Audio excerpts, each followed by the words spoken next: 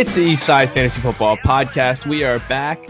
Joe, you outdid me by 6 points. Yes, sir. You were getting nervous, I think.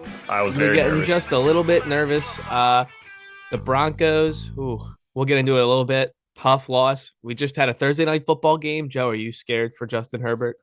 I'm a little scared. We'll get into it with the news. We'll talk about that some more, but I do love Justin Herbert so much. I don't have him in our league, but I do have Mount Gerald Everett, who came about 2 man's yards tired. away from scoring a touchdown. He was just trying to get out of that game on that pick six.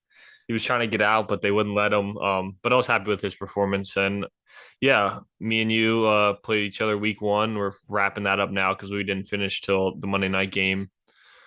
I bested you on this one, but got a long season ahead. It's okay. I saw some good signs from Jerry Jeudy. Otherwise, it is Saturday, September 17th. We're going to be giving you a full rundown of Thursday night football. We'll preview this Sunday's games. What else we got on the we got some trades to break down. Yeah, we got some trades from the league. Start sits of the week. Yeah. We also got Lers coming on to give his picks. So that's the full onslaught for today. Do you want to go into the news, Joe? Yeah, let's get right into it. So we're going to start off here.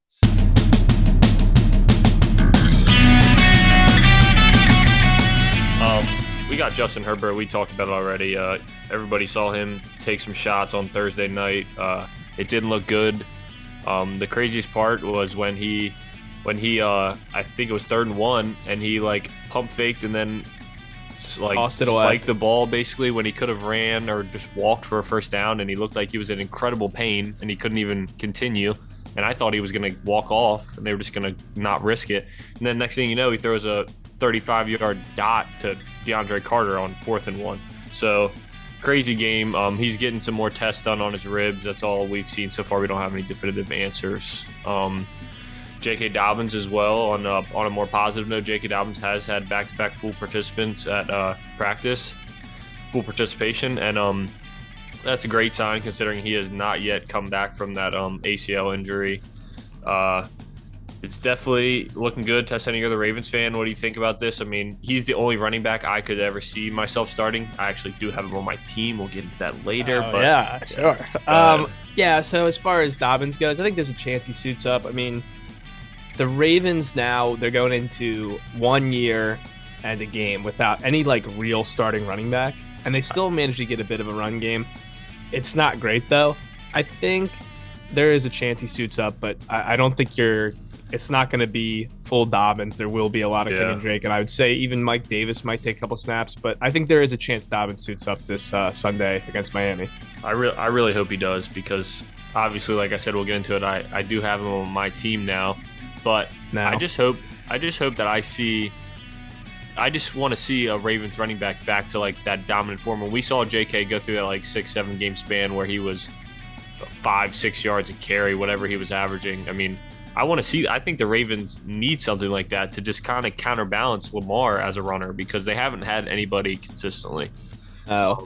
I mean, he also brings just a speed factor that, I mean, Drake has a little bit of juice, but for the most part last year, guys like Freeman, guys like, they got Mike Davis now. Who else was last year that I'm forgetting about? They had Latavius Murray.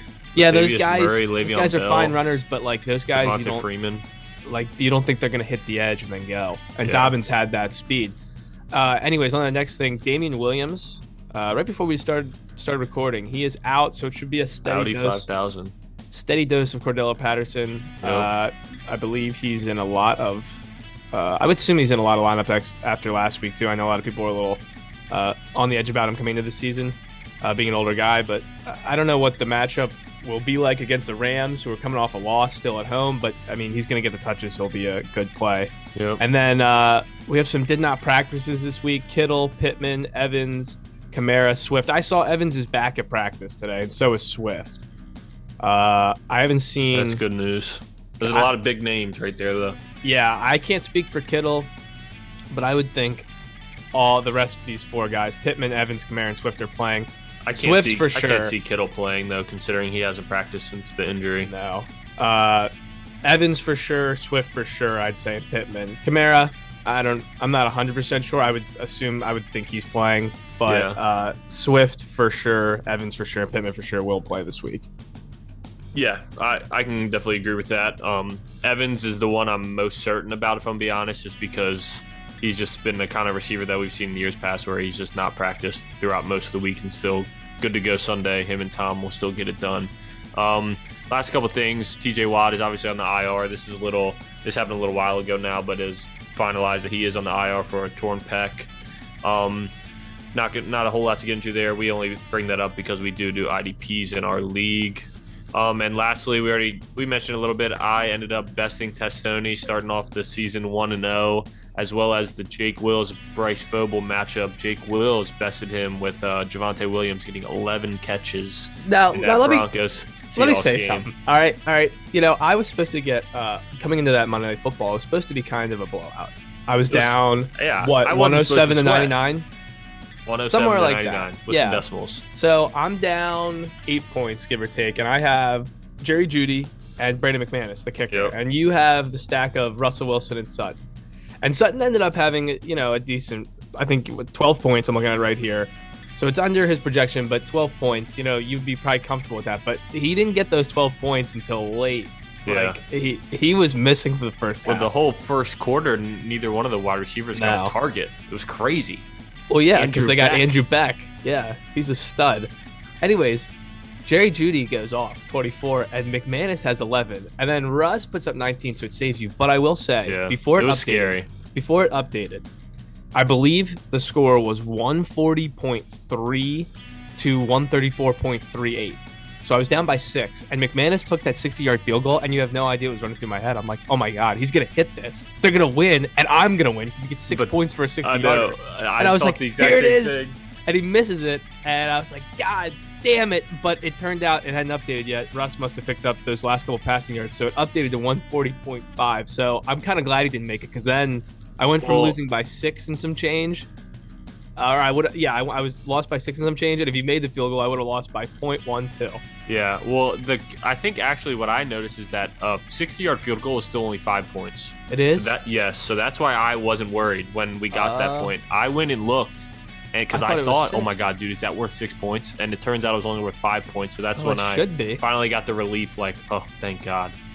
Well, but I guess there was nothing to be happy about for me at all. I was being way too optimistic. Sorry to burst the bubble, but in the Jake Wills Bryce matchup, this one was a lot closer than I think I originally both would have thought. So Jake ends up winning by 3. Everyone was done. He was down by 16, and he needed Javonte Williams to put up at least 16, and Javonte ended up getting 19, getting the win. But Javonte had that fumble. Jake was chasing the entire time. I thought crazy. Maybe, oh my God. I mean, those 11 catches obviously pushed him to the victory. So shout out Jake Wills, because he was one of the only other matchup that we didn't get to finalize on Tuesday. Yeah, and but let's just you want to recap real quick the standings after week 1? So yeah, just looking at the standings here, obviously we just mentioned that I am 1-0 against Testoni. Jake Wills beat Bryce, who's also 1-0. So standings based upon points scored as well as record, we have Milk with Bry, Jackson Edelman, and Brian Brooks in first place, tied for first, I should say. You got me, your co-host Joey Briner, in second, or tied for first as well, 1-0.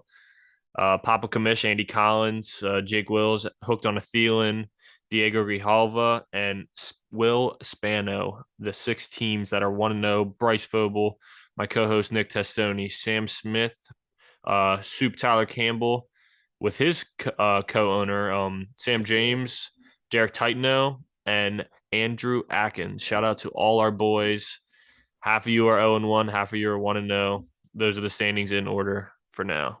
All right, let's get into Thursday night football. It was the Chargers. It was the Chiefs. Joe, you took the Chargers, and it looked really good. It really did look good for you until Patrick Mahomes, he woke up. The defense, oh my goodness. First of all, both quarterbacks. Well, it was that damn pick 6. Well, yeah, but the Chiefs still had a comeback. Chargers had some offensive line troubles too. Yeah, they did. I think they were showing like they had a couple injuries. And then they had to change the right tackle. But eventually at the end, it was the Chiefs pulling it out, and some nice garbage time from I believe Herbert and the boys. Soup chose the Chiefs when he was on the show, I believe. I on took the Tuesday. Chiefs. You and Soup both were on the Chiefs, and I was on the Chargers. Tough scene, Joe. Yeah. But what were the big things here? Mike Williams, Forget week one. Mike Williams came to Yep. play. He I had a mean, that big is Mike day. Williams. That is Mike Williams. Oh well, yeah, that is Mike Week one, Williams. 2 catches or whatever, and then or week two, and then he's going to get 8 for 120 or something like that with a touchdown. I mean, Yeah. that's Mike Williams.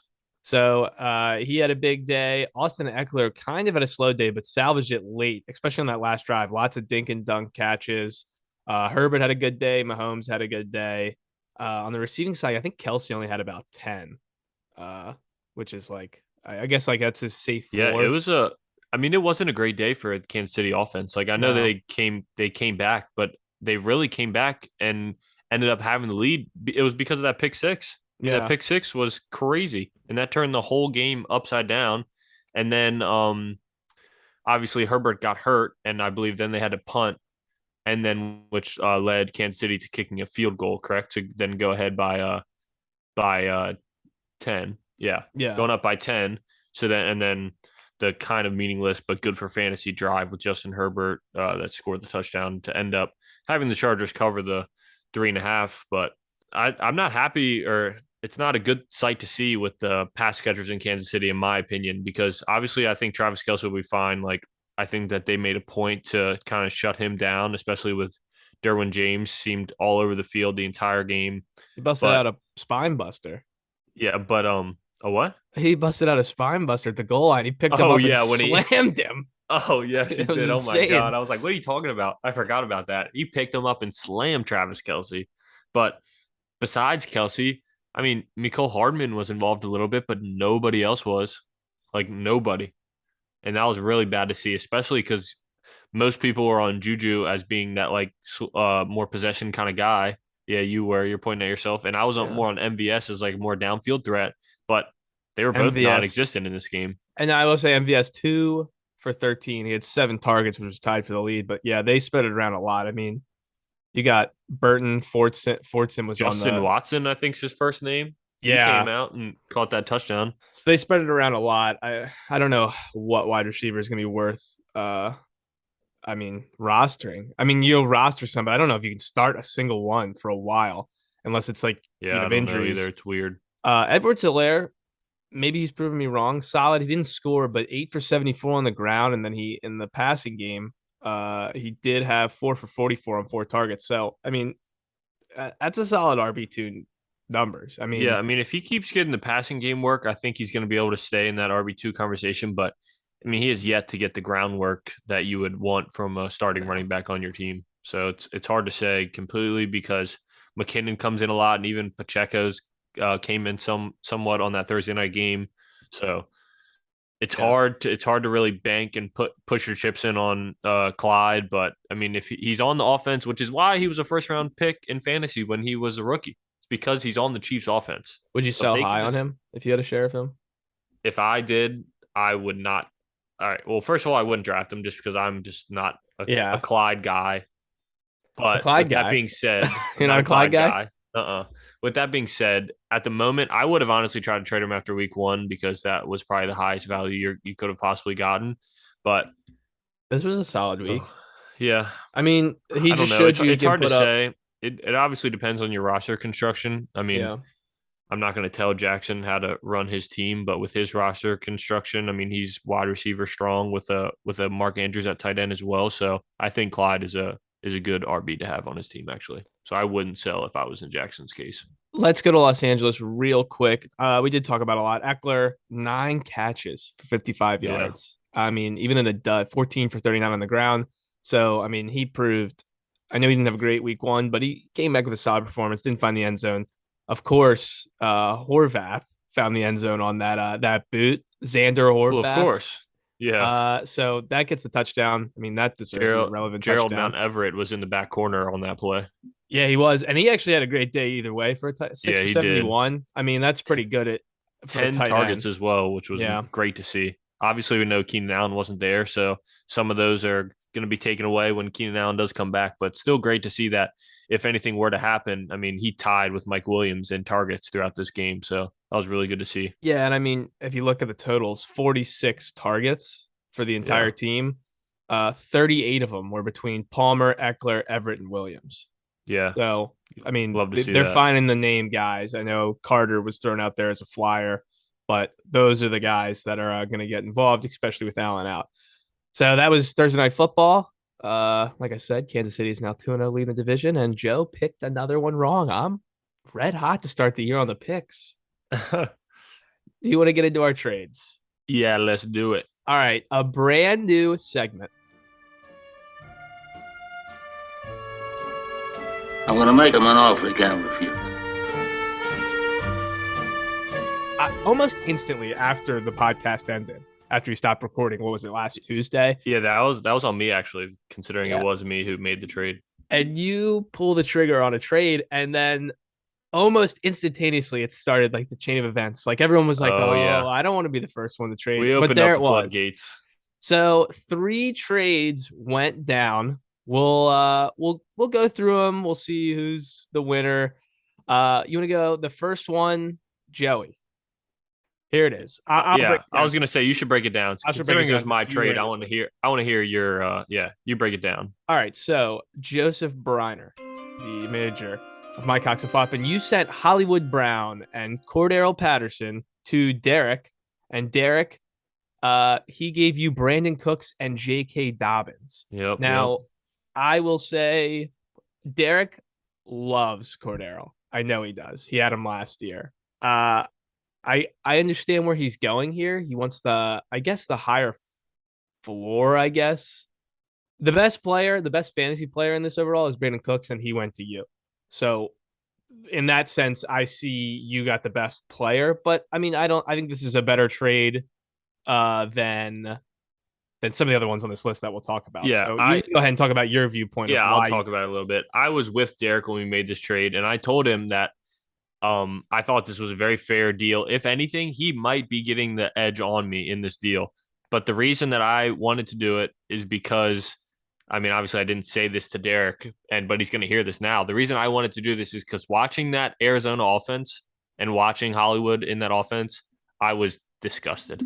And this is somebody that you are not a fan of from an NFL point of view, but I was a fan of for a fantasy output with the Cardinals for this first 6 weeks. And obviously it was only week one.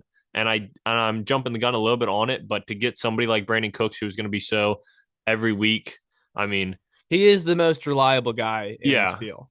And I think he goes great with I have Stephon Diggs and Cortland Sutton on my team, and him being my wide receiver 3 is just very nice. And getting somebody like J.K. Dobbins, who I know could be like, I mean, he could be a league winner get J.K. Dobbins on that, like having the running back on that Ravens offense, and especially at a lower cost. Obviously, Patterson didn't have a high cost either, but I wanted to capitalize on that week one output that he did have with Atlanta that I don't see happening throughout the entire year.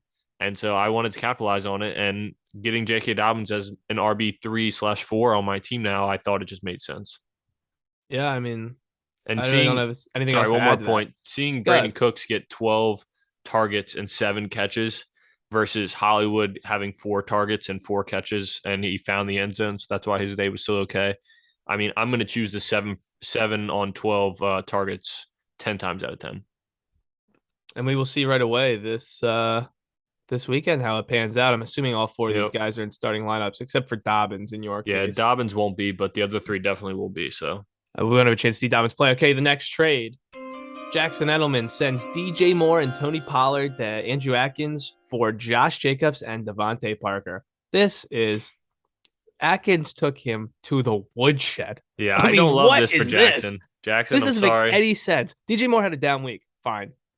If you've watched DJ Moore play, he always has down weeks because his quarterbacks always suck. I mean, you could drop Devontae Parker if I'm completely honest. I was going to say, Devontae Parker was traded. He shouldn't even be rostered. Who wants a Patriots wide receiver at all? And if you are taking a flyer on one, it's not Devontae Parker. His name is Jacoby Myers, the guy who had 8 targets. Josh Jacobs, I have him. He's going to be super frustrating because the Raiders he'll run and he'll get goal line work, but the Raiders are going to want to throw the football. They want to get either Renfro, Waller, or Adams near the goal line. They want to get him in. Jacobs will get points, whatever. I know Jackson needed a running back, but Josh Jacobs, really? That for DJ Moore? And then I actually think Well, Tony Pollard looked terrible. I So know I don't. Jackson was kind of against the grain, and he was high on Josh Jacobs before the season. I don't know if you remember him texting us, um, like Yeah. preseason before the year started, and he was saying how much he loves Josh Jacobs this year. And I am not personally on that bandwagon. I personally would rather have DJ Moore, especially with. I mean, I understand we talked about Jackson's roster construction a little bit earlier. He went very strong wide receiver and tight end early, came back late with the running backs, and Elijah Mitchell was one of his running backs, and he got hurt. And so Jackson felt the need to trade one of his wide receivers for a lower end RB2, and that's what he got. But I think he could have got somebody a little bit better than Josh Jacobs for the DJ Moore, Tony Pollard that he sent away. I think DJ Moore, I feel like he's sold pretty low after that week one. Yeah, I don't know. I just like seeing Devontae Parker's name in the trade. Yeah, Like, what that is that, a part was sweetener? irrelevant. Who I wants don't him? know. I like here, take this guy because I'm gonna immediately drop him. I don't know. I just don't get that. I mean, the Tony Pollard little touch on the end of a trade makes sense just to kind of have a guy that could fill in at any point in time, but a Devontae Parker a little stash doesn't to me personally. No, I don't. Yeah, I just I don't. mean, I wouldn't have made the deal. yeah, I I I, think we're I don't know. getting Maybe I guess DJ Moore. I think you could have held for one more week to see if DJ Moore, because DJ Moore's value can't go super low because he will have good days. yeah. I think he could have maybe tried to get something a little higher tier than Jacobs. I mean, like, let's just like, would you rather have? Because I'll tell you right now, off my roster, would you ever rather have Rashad Penny or Josh Jacobs? That's a tough one. I'm gonna say Josh Jacobs Would you rather have because AJ of the better Dillon, offense. AJ Dillon or Josh Jacobs? Or yeah, AJ Dillon or Josh Jacobs. AJ Dillon. So I would have made that if he would have offered me DJ Moore for AJ Dillon, and he threw me like something not Pollard but something like that. Yeah, I would have considered that yeah. because I like DJ Moore and I need a wide receiver. But I oh like man, DJ Moore too. That's why it's surprising that he was willing to go off him that quickly. But he wanted another RB. He wanted RB2. I mean, that's all I can say. I mean, obviously we're not in love with that trade, but we haven't seen it play out just yet. So we sure. can only say so much about it before it actually happens. Just like me and Derek's trade. And I mean, I think we can kind of rank these. Obviously, like I'm on this podcast, so I'm going to say this about my own trade. I think we got like me and Derek's trade was up here pretty good. Then we got Jackson and Atkins trade. Like that trade was, I mean, you could argue it that it wasn't very good, but at the same time, roster construction is a big deal there. And then we'll go down to the third trade. Here we We go. got Spano and Sam Smith. Go ahead, drop it.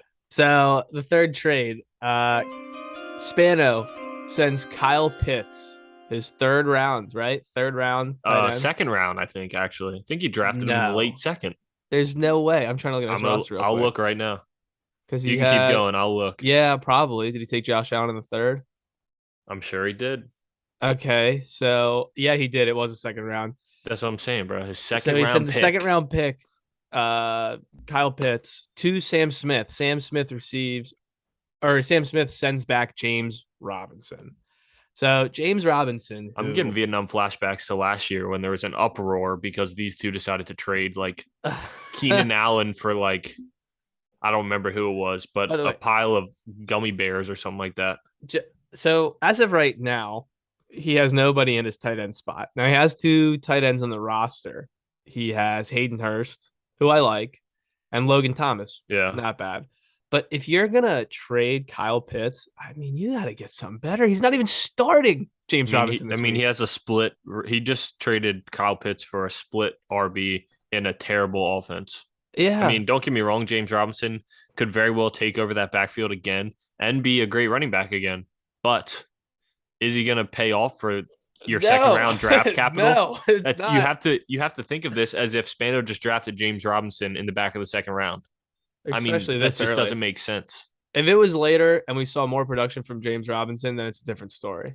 Yeah. It's been It was 1 week. 1 week. And he found the end zone. And like you have twice, to assume, by the way, especially like in these cases with Jacksonville and New York, the Jets, you have to assume the high draft pick that's younger is going to eventually take over snaps. Yeah. James Robinson, which is the funniest part about this, is ETN naturally is going, unless ETN gets hurt or he is astronomically bad, which I don't see happening. he is going to naturally get more offensive work as the season goes on. He will take it more. And same with Brees Hall. I know Carter's not old because he's just a second year guy, but he's not that systems guy. Like they are going to want Brees Hall, who was their high draft pick. They're going to naturally take more reps as the year go on. So it doesn't, I mean, this is madness. This is a guy who just won week one. Oh no. And he said Kyle Pitts would goodbye. You could have gotten so many better running backs. But I mean, you could have got multiple players for the price of Kyle Pitts. yeah, I don't know. I So don't now, understand. When now he those two sits here, by start the way. trading, crazy things happen. So the running back room, by the way, for Spano now sits Najee Harris, Damian Pierce, Raheem Mostert, who shouldn't be rostered, if you ask me, Jamal Williams, and James Robinson. I mean, that's fine, but now Kyle It's Pitts, which definitely is supposed fine. to I mean, be I don't think you really needed James Robinson at all. no. And here's the thing. That's the other thing. Damian Pierce, you got to assume Damian Pierce is going to take more snaps as a series, but whatever. I just you took a spot where you invested on a tight end in the second round, so that's going to be your advantage. If you're going to get rid of that, you need to get an advantage somewhere else, and I don't think there was an advantage made. But that's trade talk. And I'm playing against Sam Smith as well this week, so we'll see what happens with the Kyle Pitts. Who knows? Every once in a while, Spano does something crazy, and he ends up being correct. Maybe Kyle Pitts will be MIA for the rest of the year and just end up being the tight end 32. Who knows? Yeah, Very unlikely, but I don't know. I don't want to bash it too hard. It's just like we don't agree is like the end point, you know? Well, we're not there. Before this league used to be filled with trades that were vetoed. I mean, it was anarchy. And Papa Kamish would have to deal with the brunt of it. Sometimes he put them through. Sometimes they were vetoed and people went complaining. They try to send the same trade through. And my God, some bad dark times. I'm thinking of my sophomore year, to be honest, when we were all living in that 10-person house, or I guess with the 6-9. Oh my God, there was a lot of nonsense going on with trades. But anyways, that is trade talk. Those are the 3 trades that went down. So all these guys should be able to be used, right? Nobody played on Thursday, so all these guys except Devontae Parker, Tony Pollard, J.K. Dobbins will be in the other person's lineup for this matchup. So I mean, we'll be able to see how it actually pays out. I hope Spano's right. I hope Kyle Pitts does nothing this week against me because Sam Smith has him now. You want to go on the start and sits of the week? Let's do it. All right, I'll start off with my starts. All right. I got Curtis Samuel, the probably a big waiver wire ad for a lot of people. Commander Curtis? The Washington Commanders. They're taking on the Detroit Lions. Joe, where is that game? Is that in Detroit? In Detroit, yes, indeed. Yeah, I mean, Detroit being favored in the matchup, by the way. I saw something. This was the first time in like over a year. Yep. Detroit's been. It was 20. I think it was 24 games actually. 24 might have even been home games. But it's been a long time. Philadelphia moved the ball very well against Detroit.